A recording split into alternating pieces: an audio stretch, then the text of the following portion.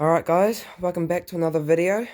This time I'm going to be showing my entire smoke detector and fire alarm collection, including some strobes.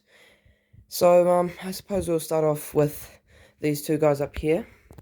These are two HPM smoke detectors. This is my newest one here. It is part of the KA30-2 series, I think, these two here. I'll give these two guys a test. And this is my mum's one. Alright, so that's that. So the next one, we've got a System Center 2151. These are pretty standard smoke detectors. And next to it is its partner, the 2251. Both models here are used at my high school. They're pretty good. They do work very well. And the next one, we have a Quell smoke detector. I'm not sure entirely what model it is, but it is a Quell smoke detector of some sort. So I'll give it a quick test. It is very, very loud.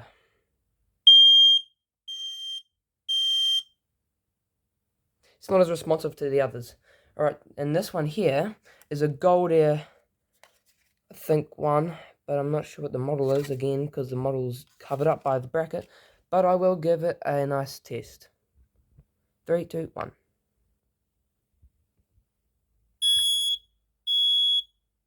Alright, nice. Now to this one down here.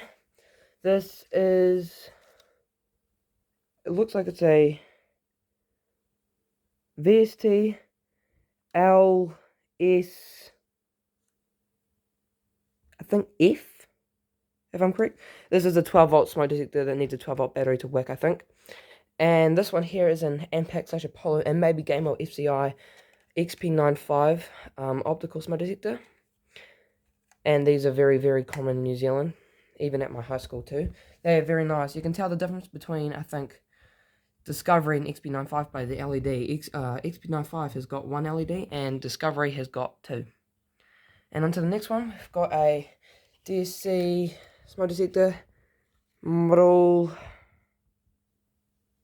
Might not focus. It says FSA-14BST. It has a built-in piezo that I've covered up. It does work, but it is a bit broken. The test button is here on the side. To the next one, we've got a standard Apollo or slash Ampac Orbis smoke detector. It's another optical smoke detector with a little LED that can change colors depending on if it's dusty, I think, and to show that it's operating. You will see the LEDs blink on all these smoke detectors, or maybe every now and then, because they, of course, have a battery in them, so do dismiss that. And so the next one is a Bosch D273. These I do like. They are sort of common, not really all that common from what I've seen, but they do work. The T is a magnet tester, has a little LED, and it works very, very well when attached to other smoke detectors such as this. However, this one shows dirt, like the dirt LED, so I'm not sure what's up with this one when it's connected to that. But anyway, to the next one, we've got this 12-volt smoke detector. No specific branding or anything, because it's, I think many companies just make it.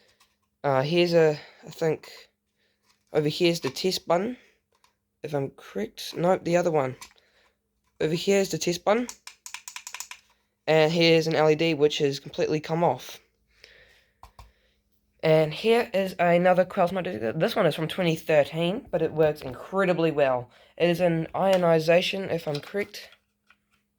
Which, if I'm correct, is meaning that, okay, I've just turned the brightness down because it's very bright, so I'm gonna just turn up the brightness so it can focus. It's a ionization one, which means that it's got radioactive stuff in it, so it's, I think the ionization models of smoke detector have stopped being manufactured because of the radioactive particles or whatever inside. And anyway, it works very well. I'll give it a test. I think this is the test button.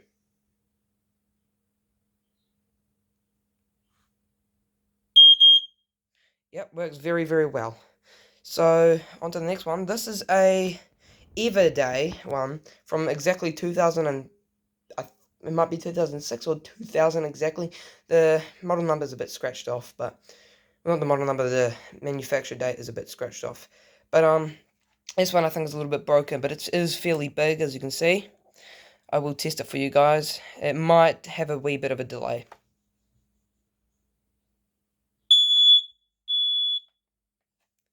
And it does like make a little bit of sound. You might hear it. Or not. So it does work. Probably just not that very well. So these two guys over here are my Benefice 3 heat detectors. Both 57, I think, degrees Celsius. However, my camera is deciding to not really focus today for some reason, probably because of the light. These, I think, are quite rare because I have not seen them. Usually my quality of my phone is not this bad. Sometimes, usually it's pretty good, but for now it's being a bit faulty. But you guys can see what it looks like. These are non-indicating heat detectors like the ones we use now by Petronic, which means that they don't use an LED, whereas the other ones nowadays do. So they are quite nice. They also kind of like a similar design to the Ampac ones, except the Ampac one I think I've got like a bit of a different design, but these are, I think, are quite old. So anyway, on to the next one. We've got this fake smoke detector. Why is it fake? Well, it doesn't work. And I'm not just saying, oh, it doesn't work because there's no battery or something's broken. You can see that that little metal part where that button is doesn't actually make contact with anything. And all these chambers and whatnot, and even the 9-volt battery thing is all just fake. And it's just completely fake. But I got it for free, so, you know, what do you expect? So on to this one here, possibly my favorite one. The lights are going so weird. My quality.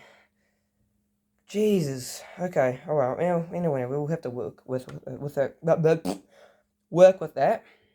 So here we've got a Kidde KA30-2. It's a heat detector, not a smoke detector. It looks very, very, very similar to the smoke detector models. If I'm correct, I said heat detector. As you can see, it's got a little heat detector element there. It's a pretty big size, just like this guy here, but it's also very, very nice. And there's the back. It is a hardwired 230 volt mains one, but I'm just using a 9-volt battery. The back just comes off by pressing, if I can find it. Why is it so hard to find? There. This button here, just you press on that. In fact, I might be able to take it off now.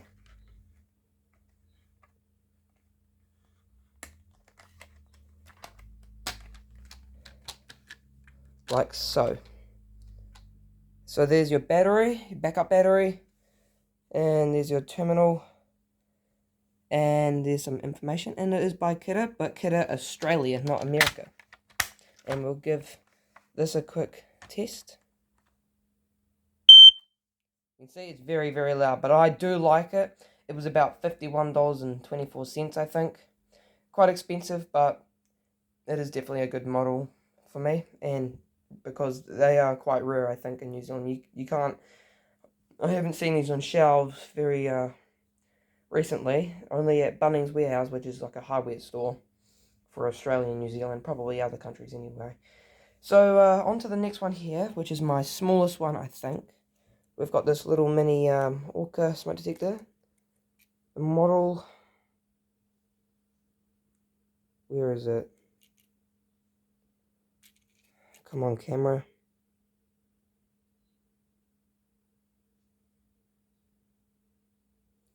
OM509-LS. I did forget to list the models of the other ones. I listed the model of this one. This is... Ooh. Come on, phone.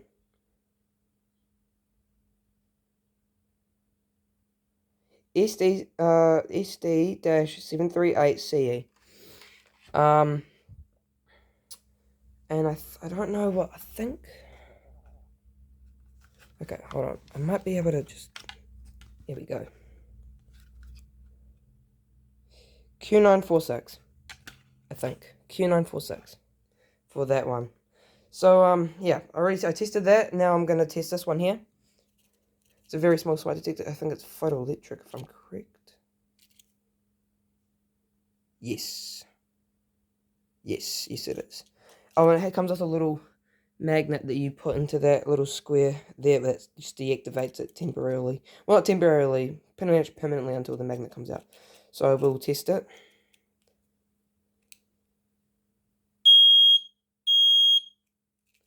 Does work, but I think when I used it, it kept going off for random times. So that's pretty much my whole entire collection of smoke detectors. But my camera is having a moment. Just hold on, guys. Okay, this might be a little bit better because, you know, I've just used the window. Hopefully it doesn't get too dark. Just might prove a bit better.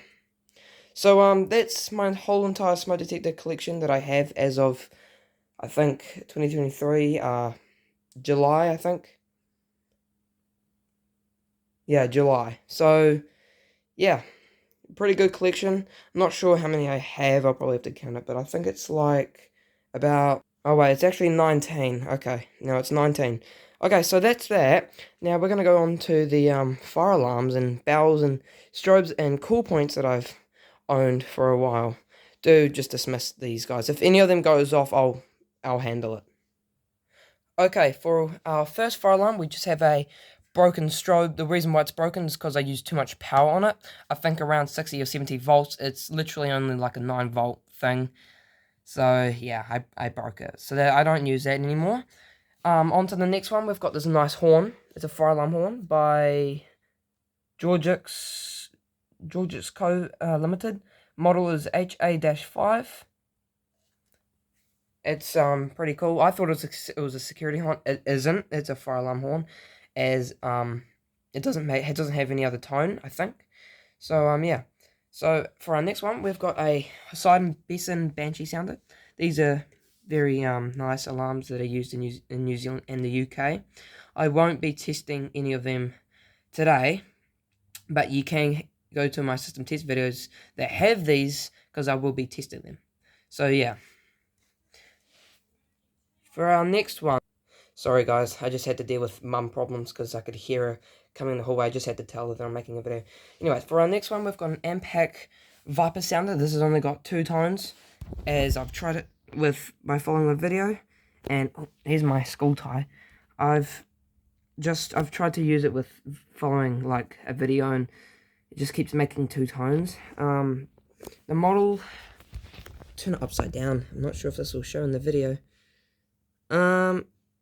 It's a Viper sounder, and I'm not sure which one's the model. It's probably the 205-0014 there. This is actually pretty nice. These are also seen around New Zealand. I think if this is seen in New Zealand, then it should only have 2 tones. It's got like this slow march time kind of thing, and it's got this like Dutch kind of slow sweep, I think.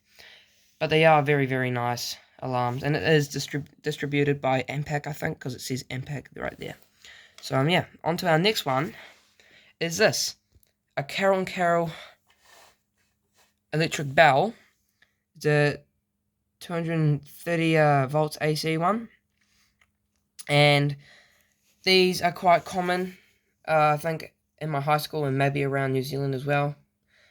This one is painted white. This was supposed to be red. I would like this to be red because the red does look very, very nice. It looks so good. It's like this dark cherry red. It's so nice. It might be a paint scratch or somewhere. You can see it was originally red, but it isn't anymore. It must have been in a white building. Probably a school. There's like, I think 2 versions of this. This is the one that has the gong that goes all the way down, and there's one that goes like to up about, I think, here or something. Very, very nice bell. And this is not my first bell. In fact, you guys can see a bell to my right. This is just one of 2 that I have. I probably will get more soon. Anyway, on to the next one. So here we've got a Vigilant bell. It's a Vigilant school bell, I think, seen in schools, like my primary one. And it's a 230 volt one.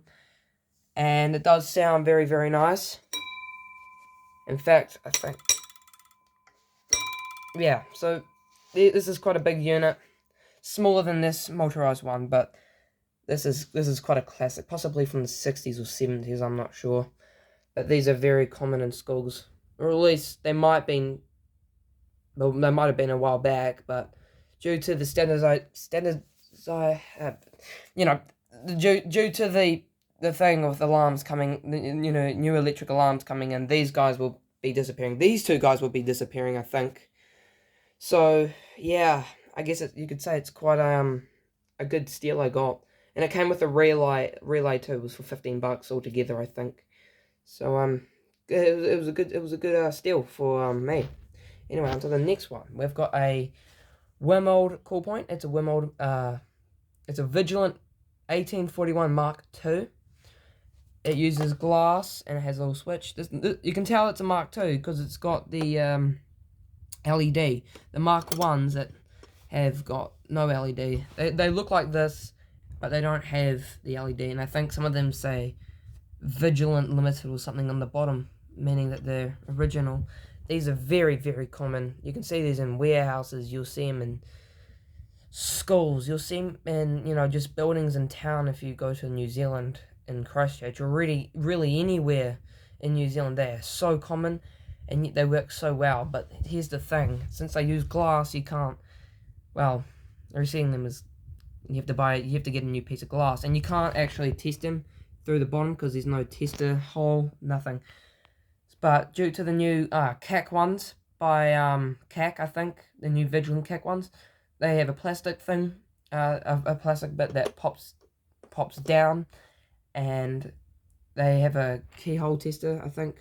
Very, very nice. The Vigilant has had glass devices for a very long time, but now they've, gone to KACs, which is a good move. But to the next one, we've got a standard Petronic call point. This is a older one because it's got this switch. New ones nowadays have a LED button that will light up when pressed.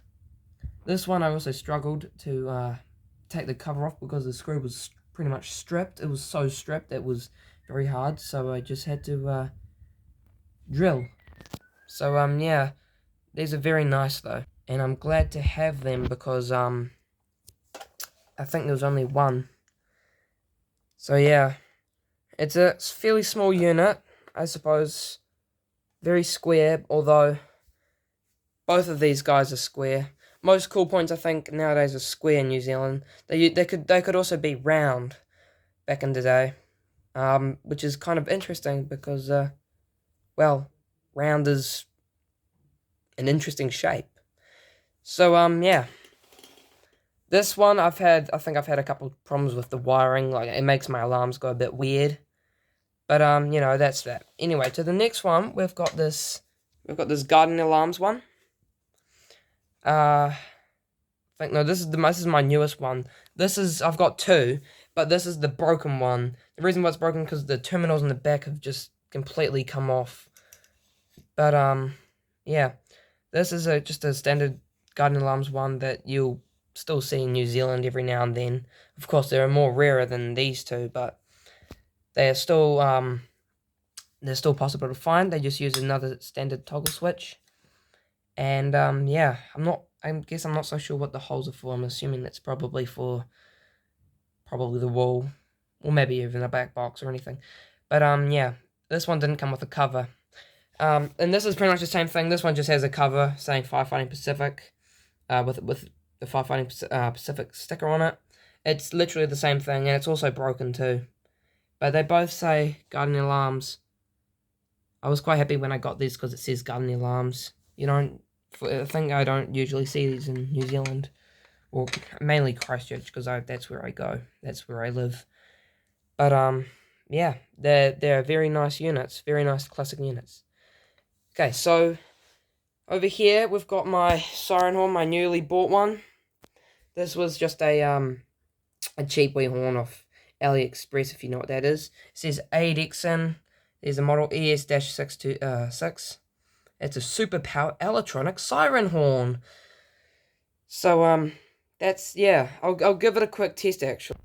Okay, so I'll just move the black wire into, I think.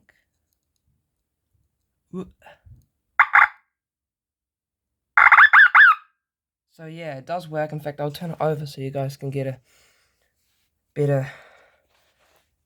It's not as loud because it's seems to be fairly loud.